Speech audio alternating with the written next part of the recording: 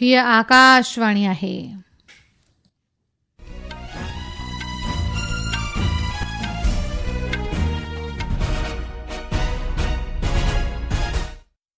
हाणे हिन अॻियाणीअ खां देश विदेश जूं ख़बरूं ॿुधंदा। सभ खां पहिरीं हिन वक़्त जूं अहम सुर्ख़ियूं। 3 ॾींहंनि जो ख़ासि वधायल बजट इजलास अॼु खां पार्लियामेंट में शुरू। अॼु ख़ासि तौर सां जुर्जकी दुरुस्तीअ लाइ नारी शक्ति वंदन नियम ते ध्यानु मर्कोज़ कयो वेंदो। अहमदाबाद आकाशवाणी मर्कज़ अॼु पंहिंजो 77हों स्थापना ॾींहुं मल्हाए रहियो आहे। प्रधानमंत्री नरेंद्र मोदी अॼु ऑस्ट्रिया जे चांसलर डॉक्टर क्रिश्चियन सां गॾु नई दिल्ली में मुज़ाकरात कंदो। वाणिज्य ऐं उद्योग मंत्री पीयूष गोयल चयो आहे त माली साल 2025-26 में भारत निजी तौर सां $860 अरब जी रवानगी कई, जेको हिकु रिकॉर्ड आहे। अवामी आदमशुमारी ॻणप जो पहिरियों मरहलो अॼु खां केतिरनि ई राज्यनि में शुरू। ऐं रांदियुनि में शतरंज में भारत जी खिलाड़ी अव्वल आहे। अचो त ख़बरूं तफ़सील सां ॿुधूं। पार्लियामेंट जी वाधू बजट इजलास जे 3 ॾींहंनि जो ख़ासि अधिवेशन अॼु खां शुरू थियो आहे। इहो इजलास 18 अप्रैल ताईं हलंदो। इन इजलास में ख़ासि तौर सां नारी शक्ति वंदन नियम में दुरुस्तीअ ते ध्यानु मर्कोज़ कयो वेंदो। इन नियम ते अमल लाइ सरकार 3 दुरुस्तियुनि वारे बिल खे पेश कंदी। लोकसभा ऐं राज्य विधानसभाउनि में औरतुनि जे लाइ 33 सैकिड़ो अनामत लाइ इन नियम खे 2023 में बहाल कयो वियो हो।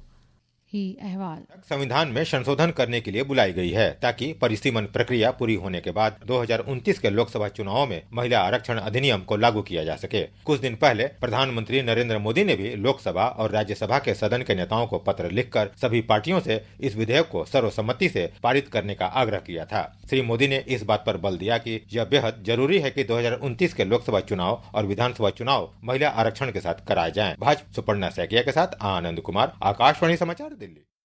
मरकज़ी राज्य मंत्री हर्ष मल्होत्रा ऐं दिल्ली बीजेपी सरबराह वीरेंद्र सचदेव काल्ह दिल्ली मधुबन चौक ते पंध थींदे पेरे पंध वारी मार्च में शामिल थिया। इन मार्च में नारी शक्ति वंदन नियम जी 100वें हिमायती महिलाउनि जी शामिलगिरी रही। किरण रिजिजू जो ही अहवाल। का बिल नहीं है, ये सब पॉलिटिकल पार्टी और एक तरीके से पूरा देश का बिल है। सब मिलकर के एक आवाज और एक मत से नारी शक्ति वंदन अधिनियम को पारित करेंगे। प्रधानमंत्री नरेंद्र मोदी अॼु ऑस्ट्रिया जे चांसलर डॉक्टर क्रिश्चियन सां गॾु नई दिल्ली में मुज़ाकरात कंदो।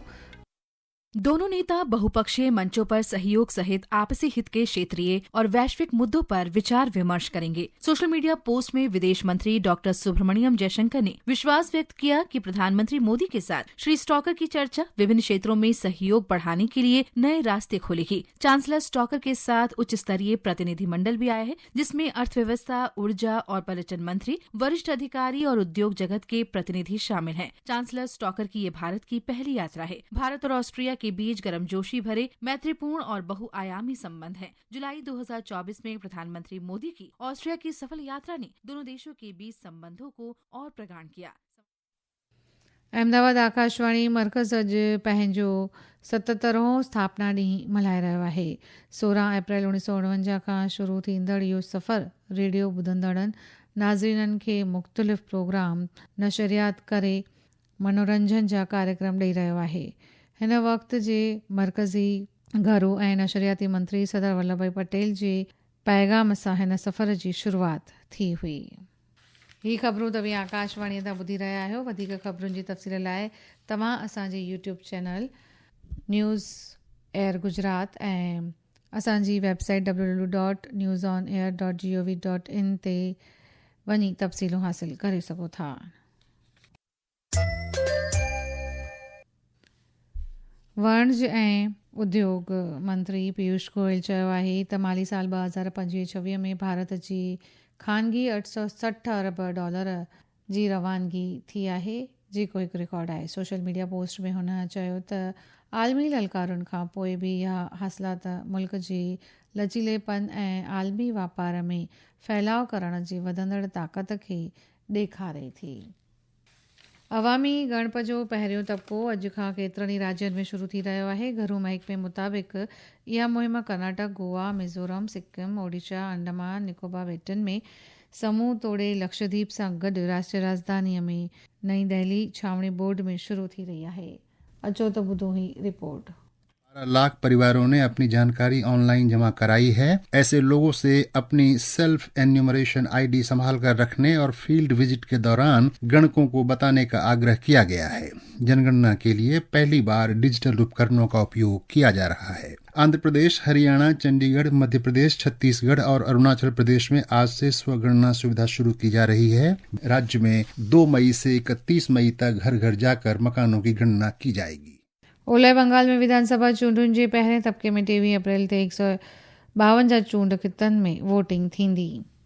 जिले की राजगंज सीट पर विधानसभा चुनाव के पहले चरण में वोट डाले जाएंगे। इस सीट पर तृणमूल कांग्रेस के खगेश्वर रॉय पिछले 15 वर्षों से विधायक हैं। इस बार 5 निर्दलीय उम्मीदवारों सहित कुल 13 उम्मीदवार मैदान में हैं। भारतीय जनता पार्टी ने दिनेश सरकार को उम्मीदवार बनाया है, जबकि तृणमूल कांग्रेस के उम्मीदवार स्वप्ना बर्मन है। सीपीआईएम के उम्मीदवार खरेंद्र नाथ रॉय हैं। कांग्रेस ने तुषार कांति रॉय को उम्मीदवार बनाया है। मुख्य मुकाबला दल तृणमूल कांग्रेस और भारतीय जनता पार्टी के बीच है। चुनाव प्रचार में भाजपा उत्तर बंगाल के चाय बागान के श्रमिकों के कल्याण पर ध्यान केंद्रित कर रही है। राजगंज में चुनाव प्रचार के दौरान भाजपा नेता अमित शाह ने उत्तर बंगाल में आईआईटी, आईआईएम, एम्स, कैंसर अस्पताल, खेल विश्वविद्यालय और जनजातीय विश्वविद्यालय स्थापित करने का आश्वासन दिया।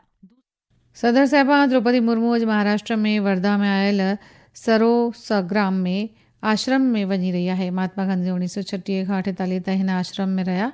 आज़ादी संग्राम जे विच में पंहिंजे हिकु अहम कार्य खे आश्रम मां उन्हनि शुरूआत कई। सदर साहिबा अॼु वर्धा में 6 महात्मा गांधी हिंदी विश्वविद्यालय डिग्री अनायत कंदड़ समारोह खे ख़िताब कंदी। अमरीका भारत जे सफ़ीर विनय मोहत क्वात्रा अमरीका जे तिजारती एवज़ी ज़ैमसिन ग्रीर ऐं अॻूणे राष्ट्रीय सलामती सलाहकार रॉबर्ट ओब्रॉयन सां मुलाक़ात कई। इन मुलाक़ात दौरान ॿिन्ही मुल्कनि जे विच में वापारी समझौते जी केतिरनि ई पहलुनि ते चर्चा कई वई। उत्तर प्रदेश जे प्रयागराज में काल्ह राति 8 लॻे हिकु ट्रेन जी चपेट में अचण सां 5 फर्दनि जो मौत थियो आहे। इहो हादसो करछना इलाइक़े जे पचदेवरा हॉल्ट ते थियो। हादसे जे वक़्तु कुझु मुसाफ़िर हवा खाइण लाइ ट्रेन मां हेठि लथा हुआ। हुन वक़्तु ई ॿिए तरफ़ां अची रहियल हिकु ट्रेन 5 माण्हुनि खे टक्कर हईं। फौतियुनि जी सुञाणप जी कोशिश जारी आहे। आख़िर में ख़ासि ख़बरूं हिकु दफ़ो वरी ॿुधंदासीं, पर उन खां अॻु ही रांदियुनि जी ख़बर। शतरंज में भारत जी ग्रांड मास्टर आर वैशाली काल्ह साइप्रस में मुंतज़िम फीडे महिला कैंडिडेट्स टूर्नामेंट जो ख़िताब पंहिंजे नाले कयो आहे। 24 वरनि जी वैशालीअ फाइनल में रशिया जी कैटरीना लैग्नो खे शिकस्त ॾिनी। हिन सोभ सां गॾु ई वैशालीअ हिन साल में थियण वारे विश्व शतरंज चैंपियनशिप में पंहिंजी जॻह पुख़्ती कई आहे। ख़ासि ख़बरूं। 3 ॾींहनि जे ख़ासि वधायल बजट इजलास अॼु खां पार्लियामेंट में शुरू। अॼु ख़ासि तौर सां जोड़ज की दुरुस्तीअ लाइ नारी शक्ति वंदना नियम ते ध्यानु मर्कोज़ कयो वेंदो। अहमदाबाद आकाशवाणी मर्कज़ अॼु पंहिंजो 77हों स्थापना ॾींहुं मल्हाए रहियो आहे। प्रधानमंत्री नरेंद्र मोदी अॼु ऑस्ट्रिया जी चांसलर डॉक्टर क्रिश्चियन स्टॉकर सां गॾु नई दिल्ली में मुज़ाकरात कंदो। ख़बरुनि जो सिलसिलो पूरो थियो। हीना अगनाणीअ खे हाणे इजाज़त ॾींदा।